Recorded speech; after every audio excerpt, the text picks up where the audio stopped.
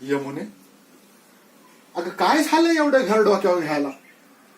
तुझा आवाज पार त्या गावच्या येशी पातूर जातोय काय? तू गेलो म्हणून एवढा गारता?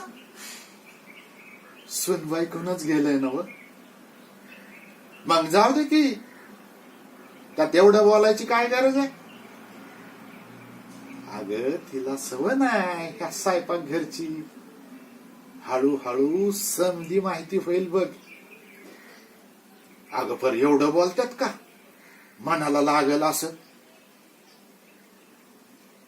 बरं मला सांग, मांजराने जर दुधाचं बघुलं पालत केलं असतं तर तू काय केलं असतं बर? आणि हे तर आपल्या घरच्या लक्ष्मीकूनच झालंय ना. मग काय विचार करायचा त्यात एवढा? दे सोडून. ए बाळा, अरे असं रडू नको, नको रडू. अगं हिला सवयच आहे असं टाकून बोलायची. पर मनाने चांगली आहे ती बर का. तू जा, जाऊन आराम कर जा. अगं असं काय करते तू? लेकरू तिच्या आईला आणि बाला सोडून आपल्या घरी आला आहे.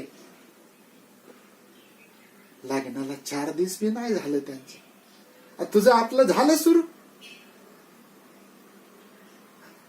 आता माझ्या आईचा विषय कुठून आला मध्ये? म्हणजे तुझ्या सासून तुला सासूरवास केला आणि म्हणून तू हे करते आहे का? आता असे रागाने काय बघते माझ्याकडे?